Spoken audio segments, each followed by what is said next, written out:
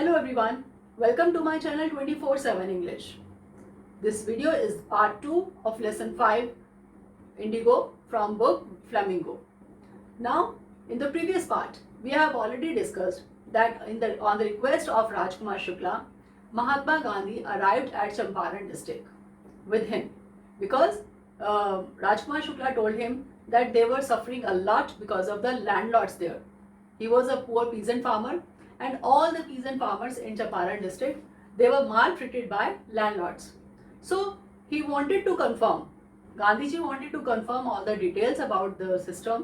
So he came with him to Champaran district, and when he arrived here, जब आते हैं वहाँ तो क्या होता है, उन्हें पता चलता है कि एक्चुअली सच में वहाँ पे कुछ ना कुछ ऐसा चल रहा है. बिकॉज जो ब्रिटिशर्स थे, जो लैंडलॉर्ड्स थे, they have already befooled the people. Befooled means उन्हें बेवकूफ़ बनाकर जब उन्हें पता चला कि सिंथेटिक इंडिगो जो है वो क्रॉप ग्रो होने लग गई है. Synthetic means artificial. तो कंपनीज ने फैक्ट्रीज में सिंथेटिक इंडिगो बनाना शुरू कर दिया है और उनका बिजनेस जो है it's not going to be flourish now. अब आगे आगे धीरे धीरे उनका बिजनेस जो है वो कम होने वाला है. तो उन्होंने जानकर जो पुअर फार्मर्स थे उनको बेवकूफ़ बनाकर, बेफूल कर कर उनसे कुछ पैसा ले लिया. And when they were asking to return their money, they hired the thugs also. And during that time, during that period, Gandhi ji arrived. अब उन्होंने ये सब कुछ देखा. तो आगे अब हम देखते हैं. Let's see further what happened in the next part. He began by trying to get the facts. Page number 49. Now, अब उन्होंने देखा कि पहले फैक्ट्स कलेक्ट किए जाएं, because Gandhi ji himself was a prosecutor, he himself was a lawyer. जैसा हम आप पढ़ चुके हैं पहले, आपको पता होगा कि साउथ अफ्रीका में Gandhi ji as a lawyer job करते थे, काम करते थे, और वहाँ पे उन्होंने बहुत रेवोल्यूशनरी काम किए. तो वो खुद लॉयर थे, और लॉयर्स का सबसे पहला काम क्या होता है कि ऐसे नहीं कि आंख बंद करके किसी पे भी ट्रस्ट कर लेना. Actually they wanted to collect all the facts. उनको फैक्ट्स चाहिए होते हैं, प्रूफ चाहिए होते हैं. तो वही सब कलेक्ट करने के लिए गांधी जी वहां पर उसके साथ आए. He began by trying to get the facts. First he visited the secretary of the British landlords association. The secretary told him that they could give no information to an outsider. Gandhi answered that he was no outsider. अब सारे पहले facts collect करने के लिए गांधी जी ने क्या किया कि वो वहां के ब्रिटिश लैंडलॉर्ड्स एसोसिएशन के पास गए, क्योंकि ब्रिटिशर्स ने ही सारी लैंड मोस्टली अपने ही लोगों को दी थी, या फिर जो रिच पीपल थे उनको दी हुई थी. इंडियन एंड रिच पीपल, तो उनको दी. तो उनका एक एसोसिएशन उन्होंने फॉर्म किया हुआ था, and he went to the secretary of that association. और वहाँ जाके उन्होंने सारी की सब डिटेल्स जो है वहाँ से वो ही कुड गैदर, वो सारी डिटेल्स वहाँ से कलेक्ट कर सकते हैं.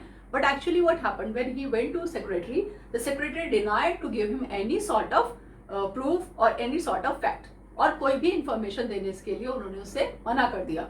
क्यों? क्योंकि उन्होंने कहा गांधी जी को कि हम किसी आउटसाइडर को कोई इंफॉर्मेशन प्रोवाइड नहीं कर सकते.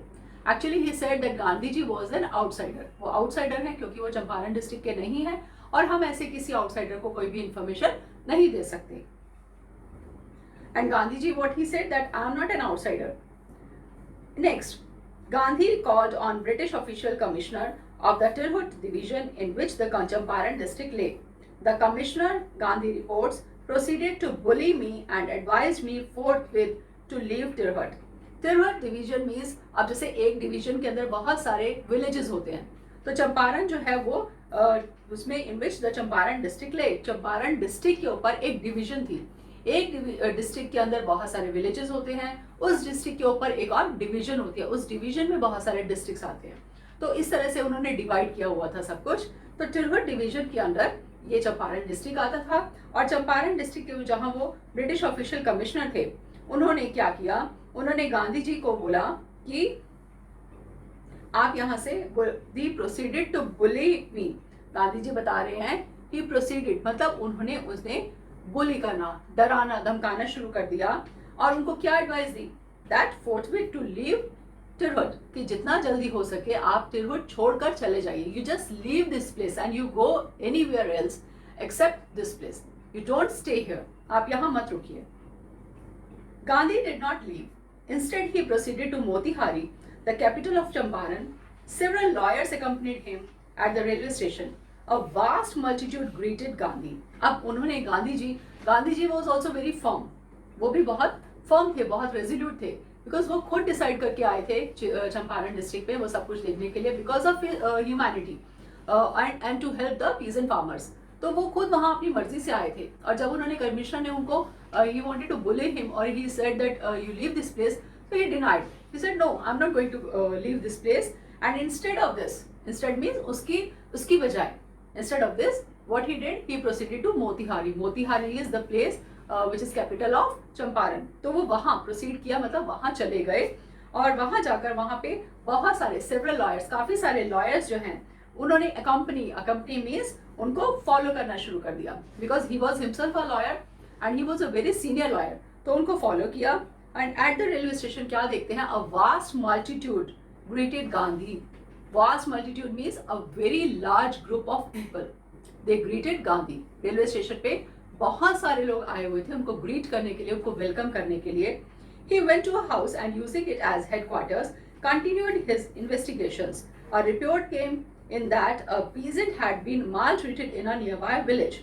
अब उन्होंने क्या किया कि एक हाउस में जाते हैं, वहाँ उस हाउस को एज अ हेड क्वार्टर बना लेते हैं. हेड क्वार्टर मीन्स आप ये कह सकते हैं कि वहाँ पे सब मीटिंग्स होंगी, सब वहाँ पे बैठ के डिसाइड करेंगे, जो भी कोई इन्फॉर्मेशन लेकर आएगा वो उसी जगह आके उनको इन्फॉर्मेशन प्रोवाइड करेगा, या वो भी अगर किसी को कोई इन्फॉर्मेशन देनी है या कोई ऑर्डर पास करना है तो वहीं बैठकर वो सब ऑर्डर्स करेंगे. तो वहाँ पे उन्होंने एक हाउस को, एक घर को उन्होंने एज अ हेड क्वार्टर बना लिया और वहाँ पर बैठ के सारे काम करने लगे. तो इन बिटवीन क्या होता है, रिपोर्ट केम, एक रिपोर्ट आती है. Report means somebody came to him and told him that in the nearby village, जो उनके neighboring village थे, a peasant had been maltreated. Maltreated means he was tortured or beaten up by the landlords. Very cruelly beaten. बहुत बुरी तरह से मारना, torture करना उसको किया गया through the landlords in the nearby village. Gandhi decided to go and see. The next morning he started out on the back of an elephant. He had not proceeded far when the police superintendent's messenger overtook him and ordered him to return to in his carriage. अब क्या कहते हैं, अभी गांधी जी वहाँ पे उन्होंने decide किया कि वो देखने जाएंगे उस विलेज में कि एक्चुअली हुआ क्या है, what is the reason behind all such maltreatment. तो नेक्स्ट मॉर्निंग जब वो वहाँ जा रहे थे, he was sitting on the back of an elephant, and what happened, senior police superintendent came to him and he ordered him to return to the town, कि आप अपनी जगह पे वापस चले जाइए, आप जहाँ से आए हैं वहाँ चले जाइए. In his carriage, carriage means the conveyance he was using to go that place, that was carriage. और उनको कहते हैं कि आप यहाँ से चले जाइए और मैं आपको order him to return to town in his carriage, कि अपनी गाड़ी में खुद आपको मैं छोड़कर आ जाऊँगा.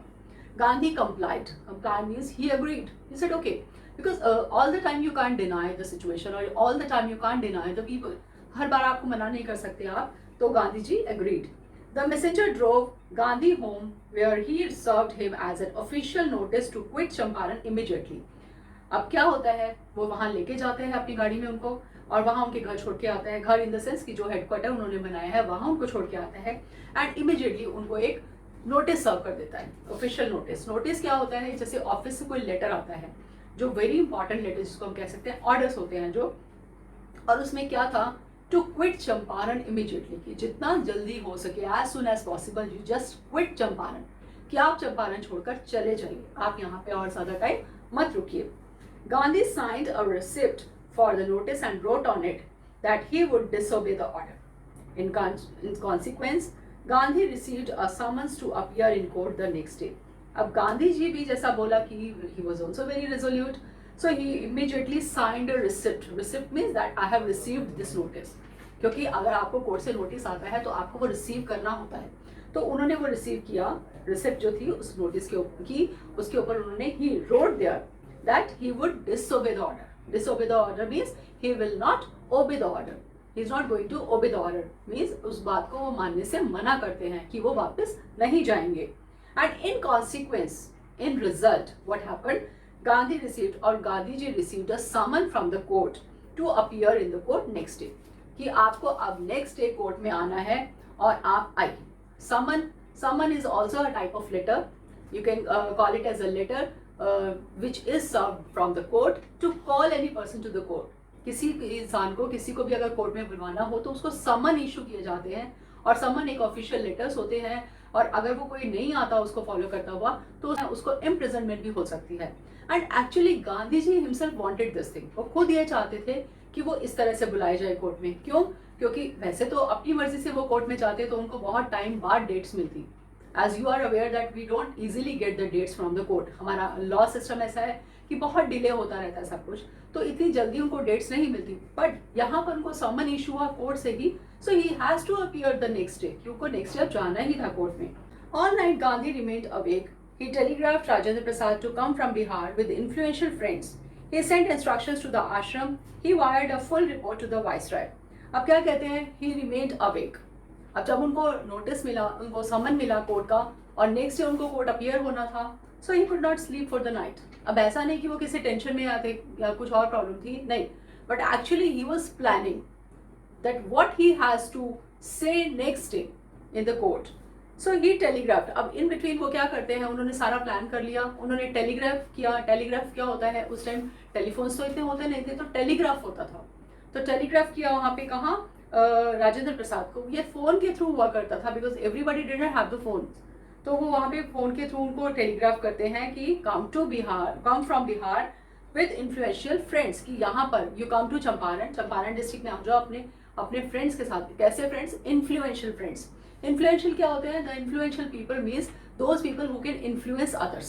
जैसे आपने इन्फ्लुएंसर सुना होगा कि इन्फ्लुएंसर्स बहुत होते हैं कि उनको देख के कोई लोग कुछ भी कर लेते हैं, तो सेम वे इन्फ्लुएंशियल पीपल की ऐसे लोग जो दूसरों को इन्फ्लुएंस कर सकते हैं, दूसरों को समझा सकते हैं, ऐसे लोगों को आप लेकर आइए।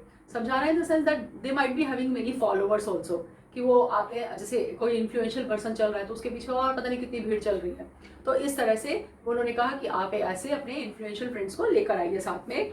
एंड इस सब के बाद ही सेंट इंस्ट्रक्शंस, और आश्रम में भी इंस्ट्रक्शन भेजी। आश्रम कहाँ? उनके सेवाग्राम में उन्होंने इंस्ट्रक्शंस भेजी अपने अहमदाबाद। क्या instructions? That naturally he has to stay there, रुकेंगे कुछ टाइम के लिए, अब पता नहीं कितना टाइम लग जाए, तो वहाँ उन्होंने भेजा अपना instruction. And he wired a full report to the viceroy. तो उस तरह उन्होंने पूरी रिपोर्ट बना के वहाँ के वाइसरॉय को, पहले ब्रिटिशर्स के टाइम में वाइसरॉय जनरल होते थे, जैसे हमारे CM होते हैं, चीफ मिनिस्टर, या हमारे स्टेट्स के, या उनके हमारे लेफ्टिनेंट गवर्नर होते हैं, इस तरह से वहाँ उस टाइम वाइसरॉयज हुआ करते थे। तो उन्होंने वो रिपोर्ट पूरी भेजी। Morning found the town of Motihari black with peasants. They did not know Gandhi's record in South Africa. They had merely heard that a Mahatma who wanted to help them was in trouble with the authorities. अब next morning क्या होता है? Next morning he has to reach to the court. अब वो देखते हैं वहाँ कि पूरा मोतीहारी जो है, क्यों? क्योंकि वो मोतीहारी में थे, और मोतीहारी पूरा जो है वो पीजेंट से, black peasants in the sense black with peasants की, डार्क कलर भी था उनका, और वैसे भी मतलब आप ये भी कह सकते हैं कि सबके सर नजर आ रहे हैं और सब ब्लैक है, तो पीजेंट से भरा हुआ था। They did not know black, लोगों को वो गांधी जी को जानते नहीं थे, उनको गांधी जी के रिकॉर्ड के बारे में कुछ भी नहीं पता। Record in the sense when he was in south Africa, he has participated in many movements also. He did many movements there in South Africa, and they did not aware about that. उनको नहीं पता था, वो नहीं जानते थे, वो सिर्फ इतना जानते थे that some Mahatma has arrived here to help them. क्यों? क्योंकि उनको पता चला कि कोई महात्मा गांधी आए हैं। अब जब वो गांधी नहीं जानते थे, दे न्यू ओनली महात्मा। अब वो किस सेंस में महात्मा मान रहे हैं उनको, वो उन्होंने ये सोचा कि कोई महात्मा आए हैं जो उनकी हेल्प करने के लिए आए हैं, और उनको अथॉरिटीज से कुछ प्रॉब्लम है। अथॉरिटीज मीन्स जो ब्रिटिश ऑफिशियल्स हैं उनसे प्रॉब्लम है, तो that's why they all gathered there, वो सब वहाँ आ गए। There spontaneous demonstration in thousands around the court house was the beginning of their liberation from fear of the British. अब इससे पहले कभी ऐसा नहीं हुआ था कि इतने सारे इन thousands of number the people gathered anywhere, वो भी अगेंस्ट ब्रिटिशर्स, क्योंकि सब लोग ब्रिटिशर्स से डरते थे, हायर अथॉरिटी से डरते थे। एंड वो कहते हैं this was the first time the spontaneous demonstration. Spontaneous means all of a sudden, कि रात तक कुछ नहीं था और मॉर्निंग में एकदम अचानक ऐसा डेमोन्स्ट्रेशन स्टार्ट हो गया। डेमोन्स्ट्रेशन क्या? प्रोटेस्ट स्टार्ट हो गए, लोगों ने ऑपोजिशन में आना शुरू कर दिया, लोगों ने अपोज करना शुरू कर दिया ब्रिटिशर्स को। और 1000 people gathered there in front of the court house, court room के बाहर इतने लोग इकट्ठे हो गए।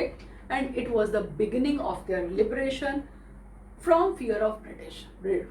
लिबरेशन मीन्स फ्रीडम, कि फर्स्ट टाइम था ऐसा, जो ये बिगिनिंग थी उनकी liberation from the fear of British, कि ब्रिटिशर्स के डर से एक फ्रीडम होने की ये बिगिनिंग थी, ये जस्ट स्टार्टिंग थी, ये अभी शुरू हुआ था और आगे आगे और भी बहुत कुछ होने वाला था. The officials felt powerless without Gandhi's cooperation. He helped them regulate the crowd. He was polite and friendly. He was giving them concrete proof that their might, hitherto dreaded and unquestioned, could be challenged by Indians. अब क्या कहते हैं, officials जो है वो ये सब देख के डर गए.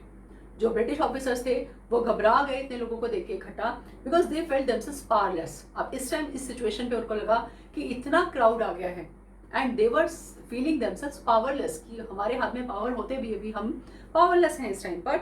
And they wanted the cooperation from Gandhi ji. वो गांधी जी से कोऑपरेशन चाहते थे कि प्लीज आप हमें कोऑपरेट करिए इस क्राउड को रेगुलेट करने के लिए, इस क्राउड को कंट्रोल करने के लिए, बिकॉज ऐसा ना हो कि ये क्राउड जो है वो वायलेंट हो जाए. तो अब गांधी जी ने उनको हेल्प की and what he did, he was very much polite थे और पोलाइटली उन्होंने सब कुछ लोगों को समझाया और उन्होंने पूरे क्राउड को रेगुलेट कर दिया.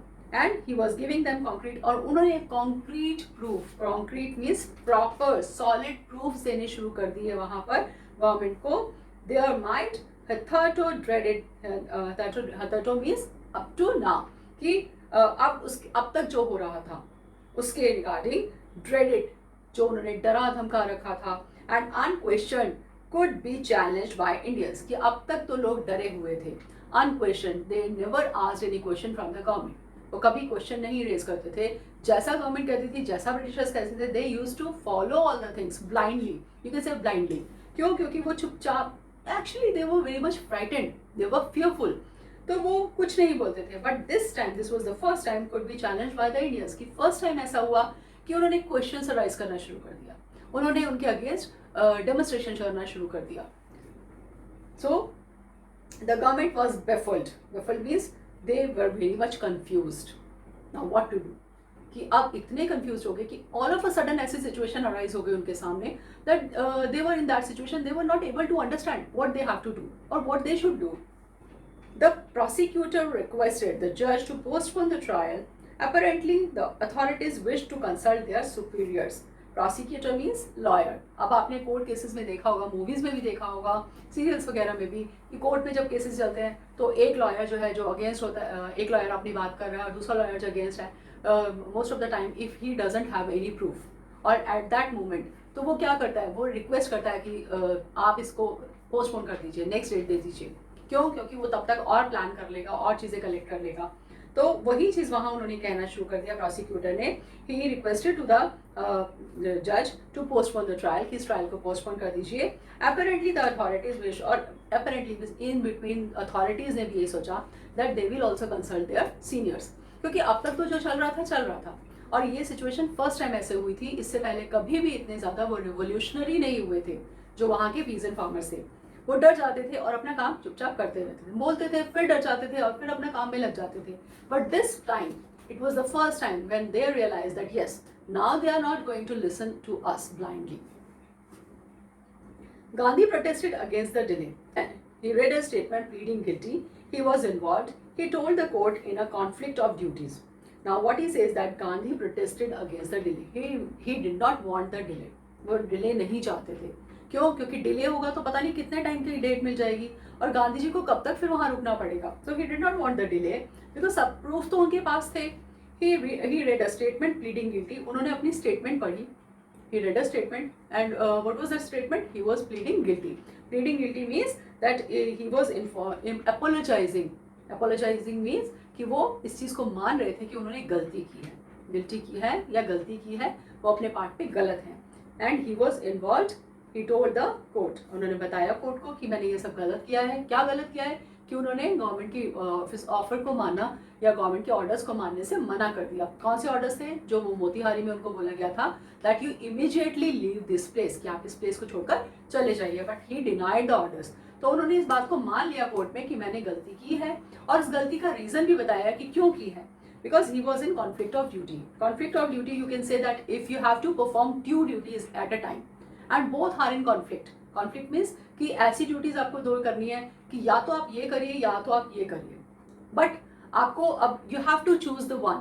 अब कौन सी चीज़ आपको चूज करनी है? जैसे कई बार हम कहते हैं कि हमारा मन तो कुछ और कह रहा है लेकिन हमारा दिमाग कुछ और कह रहा है, ठीक है? तो उस सिचुएशन में क्या होता है that we have to balance ourself, कि हमें अपने we have to follow our brain और we have to follow our heart.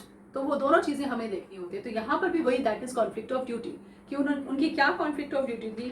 That on one hand not to set a bad example as a lawbreaker, on the other hand to render the humanitarian and national service for which he had come।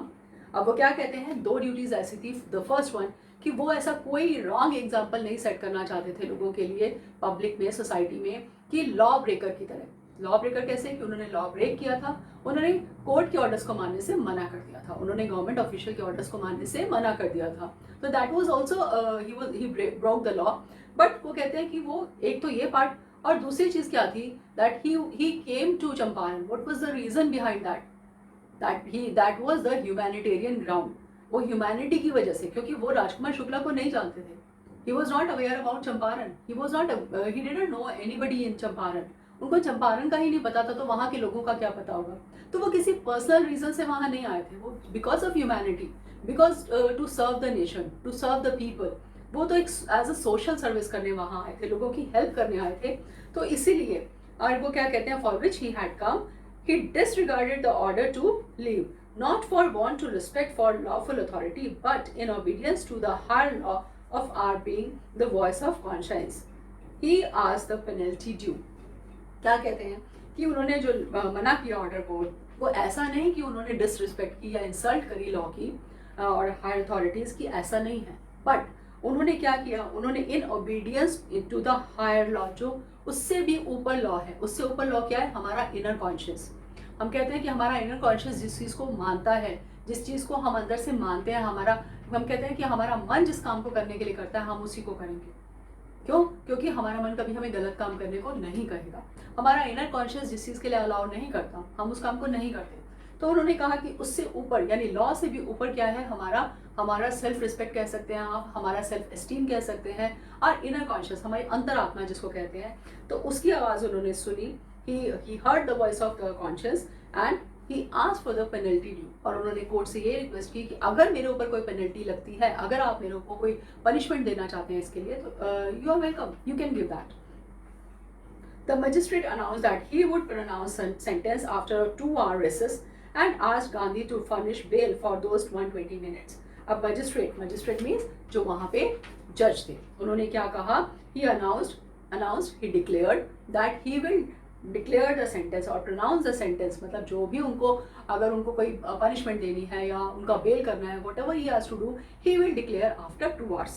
2 hours का वो break लेंगे, recess means break लेंगे, and then he will decide that, and in between he said that to furnish bail for 1 day। अब वो जो 2 hours, यानी 2 hours means 120 minutes, उस 120 minutes के लिए उन्होंने कहा कि Gandhi ji he has to furnish bail. Furnishment that he has to deposit some amount. Bail क्या होती है? कि कुछ अमाउंट लेता है गवर्नमेंट और वो फिर उसके बाद उसको छोड़ देता है। तो उन्होंने उनसे बेल का बोला कि आप इसके लिए, इस ड्यूरेशन के लिए, you have to furnish the bail, you have to submit some amount as a bail. Gandhi refused, उन्होंने स्ट्रेट अवे मना कर दिया that I am not going to give any bail. The जज रिलीज हिम विदाउट बेल। अब जब ऐसा हुआ तो फाइनली जज को भी उनको छोड़ना पड़ा, and without bail he released him, he allowed him to go without bail. When the court reconvened means restarted, the judge said he would not deliver the judgment for several days. Meanwhile, he allowed Gandhi to remain at liberty. अब जज ने क्या बोला? जज कहते हैं that for several days he is not going to say anything or not going to deliver the judgment. अपनी judgment अभी कुछ दिन के लिए वो pending रख रहे हैं, because he also wanted to check all the details, all the proofs, all the facts. तो उन्होंने कहा कि अभी मैं इसको कुछ टाइम के लिए पेंडिंग रखता हूँ, एंड मीनवाइल उस टाइम तक, during that duration, Gandhi is free, he is free, remain at liberty. Liberty means freedom, कि he is free to move anywhere, कि वो कहीं भी जा सकते हैं, वो फ्रीली घूम सकते हैं।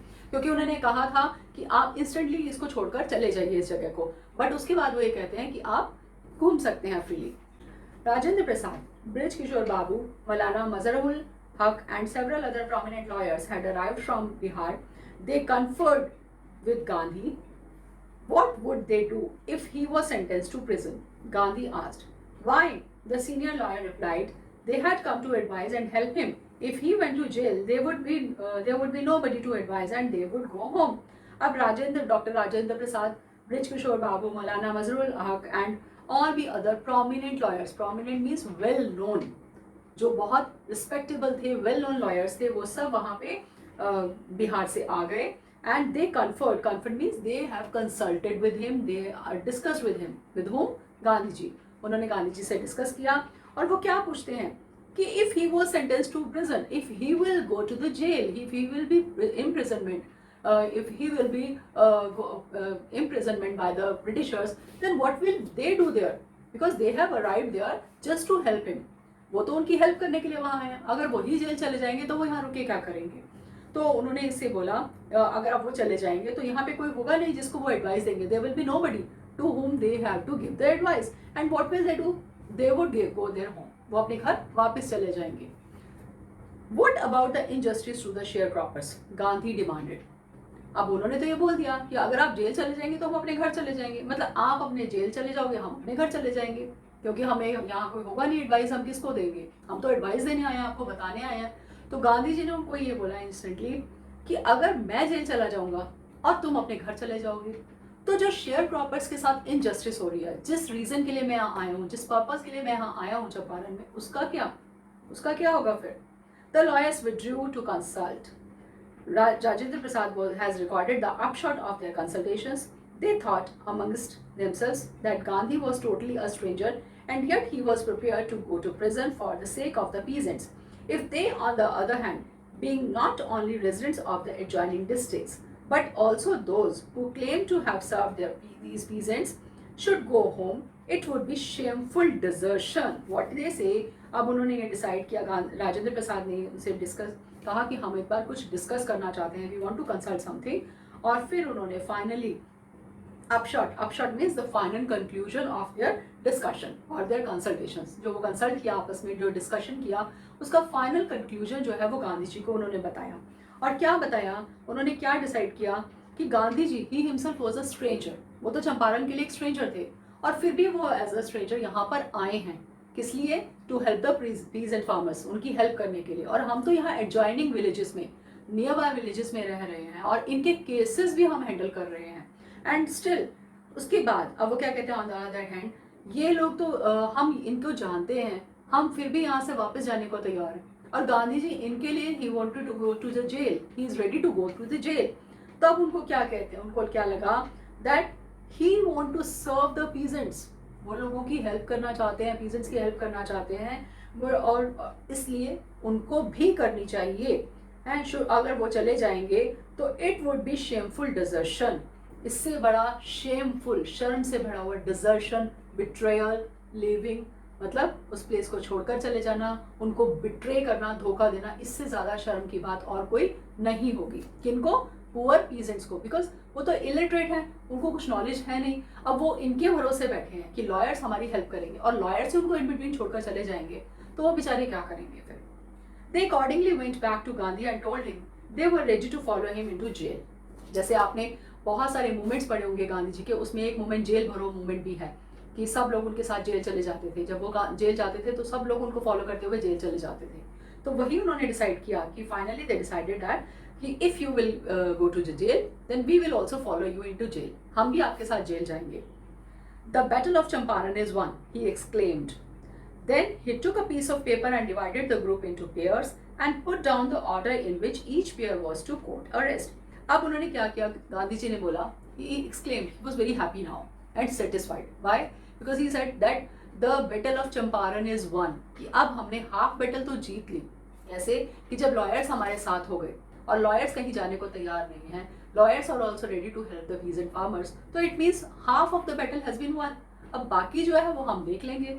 तो उन्होंने क्या किया कि divided a piece of paper, एक पेपर लिया उन्होंने, कुछ उसके ऊपर उन्होंने कुछ ग्रुप्स बनाए, ग्रुप्स डिवाइड किए। कैसे ग्रुप्स? कि उन्होंने ग्रुप्स बना के पेयर में उनको बोला कि आप दो लोग जो है वो यहाँ से अगर आपको अरेस्ट करने आते तो आप इस एरिया से अरेस्ट होना, दूसरे को बोला आप इस एरिया से अरेस्ट होना, because Bihar is a very big place. अब बिहार के उस पूरे प्लेस में से वो कहते हैं अलग अलग जगह से, ये नहीं कि आप एक ही जगह से सारे अरेस्ट होके जा रहे हैं, आप सब अलग अलग जगह से अरेस्ट होना। उसका रीज़न क्या था कि अगर वो एक जगह से सारे अरेस्ट होकर जाएंगे तो सबका एक ही केस लड़ा जाएगा, यानी एक ही केस जाएगा कोर्ट में। But if they will be divided, they all will be divided, then there will be lots of cases, from the lawyers. अब सब अपने अपने केसेस के लिए वहाँ पे फिर कोर्ट में जो है वो एप्लीकेशंस लगाएंगे। तो इस केस में क्या होगा, उनके केसेस जो वो ज़्यादा स्ट्रांग हो जाएंगे। Several days later, Gandhi received a written communication from the magistrate informing him that the lieutenant governor of the province had ordered the case to be dropped. Several days later, कुछ दिन के बाद गांधी जी को क्या, a written communication means a written letter. He received a letter from the magistrate, जो वहाँ के जज थे, उन्होंने एक written letter उनको send किया, informing him, उनको क्या inform किया, that the lieutenant governor, अब लेफ्टिनेंट गवर्नर जैसे अभी भी हमारे दिल्ली में लेफ्टिनेंट गवर्नर होते हैं, उस टाइम भी ये पोस्ट ब्रिटिशर्स से ही चलती आ रही है। तो lieutenant governor of the province, province mean that particular state और डिस्ट्रिक्ट, तो वहाँ की जो लेफ्टिनेंट गवर्नर हैं उन्होंने he had order that the case should be dropped. Drop means should be stopped, इसको बंद कर देना चाहिए, और क्लोज्ड, इसको बंद कर देना चाहिए इस केस को। आपने सुना होगा कि कोर्ट में बहुत सारे केसेस होते हैं, बहुत सालों तक चलते रहते हैं, फिर कुछ टाइम बाद वो ड्रॉप हो जाते हैं या क्लोज हो जाते हैं। तो ऐसे उन्होंने कहा कि इसको ड्रॉप कर दो। क्यों? क्योंकि उन्हें लगा कि ये तो इनके साथ तो बहुत पब्लिक साथ में अटैच होती जा रही है, मतलब पहले 1000 आए, फिर 2000, फिर 3000, फिर 10,000, अब ऐसे करते करते lakhs of people will join him. तो ये बहुत बड़ा रेवोल्यूशन क्रिएट हो जाएगा हमारे against, and in that case we will not be able to control all of them, so it's better that we should close this case. Civil disobedience had triumphed. अब वो क्या कहते हैं, जो सिविल डिसोबीडियंस, जो इसने उन्होंने एक, although it was not a disobedience, मतलब उन्होंने कुछ डिसोबे नहीं किया था, वो अपने इनर कॉन्शियस को मान रहे थे, but this was the movement of civil disobedience, यहाँ से वो शुरू हुई। और वो कहते हैं almost they won it, they got the victory on this, इस मूवमेंट के ऊपर उन्होंने एक तरह से विक्ट्री पा ली, उन्होंने वो सक्सेसफुल हो गए इस मूवमेंट में। And the lawyer the first time in modern India, और ऐसा फर्स्ट टाइम मॉडर्न इंडिया में हुआ, ऐसा फर्स्ट टाइम ब्रिटिशर्स के सामने हुआ कि इतने सारे लोग इकट्ठे हुए और ultimately the britishers has to put down their case, उनको वो केस रखना पड़ा, उनको वो केस ड्रॉप करना पड़ा, उनको वो केस क्लोज करना पड़ा। Gandhi and the lawyers now proceeded to conduct a far-flung inquiry into the grievances of the farmers. Far-flung inquiry means a very large number में इंक्वायरी, मतलब बहुत लार्ज स्केल पे इंक्वायरी उन्होंने शुरू कर दी, किसने, गांधी और उनके लॉयर्स ने, और उन्होंने वो इंक्वायरीज कंडक्ट करनी शुरू। इंक्वायरीज मीन्स कि आप जगह जगह जाके इंक्वायरी करते हैं, पूछते हैं। There one inquiry is ENQUIRY and this inquiry is INQUIRY। इन दोनों में डिफरेंस क्या है? इंक्वायरी जो होती है दैट इज सुपरफिशियल, हम ऊपर ऊपर से कुछ चीज़ पूछ रहे हैं, जैसे आप किसी रेस्टोरेंट में, किसी होटल में या कहीं और जाते हैं, वहाँ पे इंक्वायरी डेस्क होता है, तो आप वहाँ पे वो सुपरफिशियल बात पूछते हैं, that is inquiry ENQUIRY। But यहाँ पे IN मतलब डीपली जाके आप किसी चीज़ के बारे में सब पूरी डिटेल जान रहे हैं, तो दैट इज इंक्वायरी। अभी आप ये कह सकते हैं इंक्वायरी मतलब उसके अंदर घुस के सारी चीज़ें डिटेल जो है वो जानना। तो into the grievances of the farmers, grievances means the complaints और द कॉजेज ऑफ कंप्लेंट्स जो भी उन फार्मर्स की थी वो सब जानना। Depositions by about 10,000 reasons were written down. Depositions you can say the statements written to be used as evidence. जो उन्होंने स्टेटमेंट्स लिखी हुई थी फार्मर्स ने, एक्चुअली वो तो इलिटरेट थी, जो कुछ उन्होंने बोला वहाँ पे वो लिखवाया गया, तो वो सब स्टेटमेंट्स जो है उनकी रिकॉर्ड की गई और वो सब एज अ एविडेंस वहाँ पे कोर्ट में उनको शो करना था। और अबाउट 10,000 पीजेंट्स की वो लिखी गई, written down, and notes made on their other evidence. Documents were collected and the whole area throbbed with the activity of the investigators and the vehement protest of the landlords. अब natural सी बात है कि जब उन्होंने landlord से देखा कि इतना सब कुछ एक लार्ज स्केल पे चल रहा है और हमारे अगेंस्ट सारे प्रूफ्स आ रहे हैं, इतने सारे डॉक्यूमेंट्स हमारे अगेंस्ट आ गए हैं, इतने सारे एविडेंसेस हमारे अगेंस्ट आ गए हैं, तो वो और कुछ नहीं कर पाए, तो उन्होंने उसके अगेंस्ट जो है वो वेहमेंट प्रोटेस्ट करना शुरू कर दिया। वेहमेंट यू कैन से फोर्सफुल, कि लोगों को जान के डराने धमकाने वाले प्रोटेस्ट करने शुरू कर दिए, कि लोगों को मारना पीटना शुरू कर दिया और अपना प्रोटेस्ट स्टार्ट कर दिया उन्होंने। इन जून Gandhi was summoned to Sir Edward Gate, the lieutenant governor. Before he went, he met leading associates and again laid detailed plans for civil disobedience if he should not return. अब क्या कहते हैं, उनको जून में बुलाया गया, किसने, समन भेजा गया। Summon is a kind of letter send by the court, तो वो कोर्ट का लेटर होता है और वो जाना ज़रूरी होता है, आप उसको मना नहीं कर सकते, नोबडी कैन डिसओबे दैट। तो उन्होंने सर एडवर्ड ग्रेट जो वहाँ के लेफ्टिनेंट गवर्नर थे उन्होंने उनको समन भेजा एंड ही वेंट देयर। वो जाके उन्होंने with what he says that before he went he met, वहाँ जाने से पहले कि अब एकदम जाके वहाँ बात क्या करेंगे, तो उससे पहले उन्होंने सब अपने एसोसिएट्स मीन्स उनके साथ जो बाकी लॉयर्स थे उन सबसे डिस्कस किया, प्रॉपर सबसे कंसल्ट किया and again let details plan और पूरे प्रॉपर प्लान्स रेडी किए। Now this whole movement was civil disobedience movement. आपने अपने से लोअर क्लासेस में पढ़ा भी होगा अपने हिस्ट्री में और एसएसटी में सिविल डिसोबीडियंट मूवमेंट के बारे में, तो वो सब यहाँ से स्टार्ट हुआ था। दैट वाज द मूवमेंट जिसको चंपारण मूवमेंट भी कहते हैं। And disobedience if he should not return, क्या बताया कि अगर वो वापस नहीं आते हैं, suppose he went to the lieutenant governor and he sent him to the jail, then what they have to do? So he made all the plans for all this.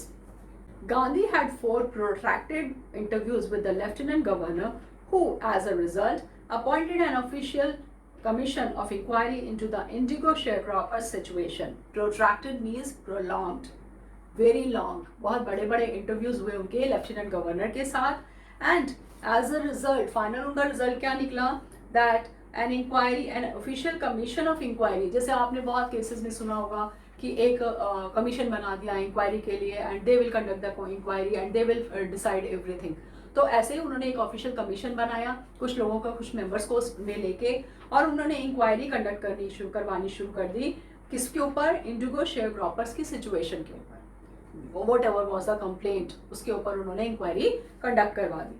The commission consisted of landlords, government officials and Gandhi as the sole representative of the peasants. जैसा आपको बताया कि कुछ लोगों के group को लेके, अब उस ग्रुप में कौन कौन थे जो कमीशन बनाया उन्होंने? उस ग्रुप में लैंडलॉर्ड्स थे, उस ग्रुप में गवर्नमेंट ऑफिशियल्स थे। अब गवर्नमेंट ऑफिशियल और लैंडलॉर्ड्स ये तो दोनों एक ही बात हो गई क्योंकि वो तो आपस में मिले हुए हैं, ठीक है। और यहाँ ये कहते हैं the sole representative of peasants means the only representative of peasants. Representative means the person who is going to represent themselves, represent the peasant farmers. तो अब एक आदमी था जो उनको रिप्रेजेंट कर रहा था and he was Gandhi himself. Rest of the people were just with Britishers, वो सब ब्रिटिशर्स के साथ थे and they were against them. Gandhi remained in Champaran for an initial uninterrupted period of 7 months and then again for several shorter visits. अब इस सब के लिए उन्हें uninterrupted means without any break. He never went anywhere within that 7 months period. उन 7 months में वो कहीं और नहीं गए, वो वहीं रहे चंपारण में। और कहते हैं उसके बाद उस टाइम पे और उसके बाद कुछ शॉर्टर विजिट्स, मतलब जैसे कहीं गए जहाँ उनके अपने डेलीगेशंस होने थे या मीटिंग्स हो रही थी, वहाँ कंडक्ट करके फिर आ गए वापस। और फिर वो शॉर्टर विजिट कुछ टाइम के लिए, पहले वो 7 months कंटिन्यू वहाँ रहे, फिर कुछ टाइम के लिए जैसे वीक ही स्टेड देयर और few days he stayed there, इस तरह से वो रुके।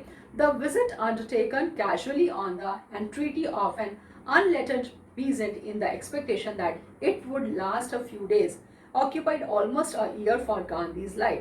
अब वो क्या कहते हैं? The visit undertaken casually. अब वो तो एक कैजुअल विजिट की तरह से आए थे। क्यों? राजकुमार शुक्ला ने कहा कि प्लीज आप एक बार मेरे साथ चंपारण चलिए, और वो एक कैजुअली उसके साथ आ गए चेक करने के लिए कि एक्चुअली प्रॉब्लम क्या है। And he himself was not aware about this thing that it will take so long time, इतना लंबा टाइम इस सब में लग जाएगा, उनको खुद नहीं पता था। तो वो एक कैजुअल विजिट के लिए आए थे यहाँ पे। और वो कहते हैं the entreaty, the entreaty means humble request, because it was the request of Rajkumar Shukla. वो रिक्वेस्ट करके बहुत ज़्यादा उनको प्लीड करके लेकर आए थे अपने साथ। Of an unlettered means illiterate, he was an illiterate farmer, he was an illiterate peasant, तो वो लेकर आया था वहाँ पे, और इस एक्सपेक्टेशन के साथ that it would last a few days. Actually, he himself did not expected this thing.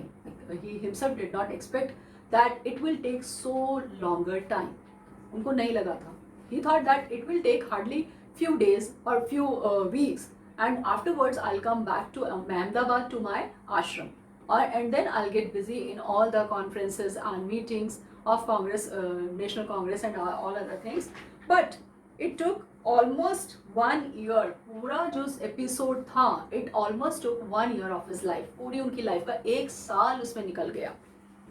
The official inquiry assembled a crushing mountain of evidence against the big planters, and when they saw this, they agreed. अब जब officially inquiry conduct की गई, जो official commission बनाया उन्होंने जब inquiry conduct की, तो what they found a crushing mountain of evidence, means a big heap of mountain, एक ढेर लग गया उसका एविडेंसेस का, इतने सारे एविडेंस उनके अगेंस्ट, लैंडलॉर्ड्स के अगेंस्ट उन्होंने इकट्ठी कर ली.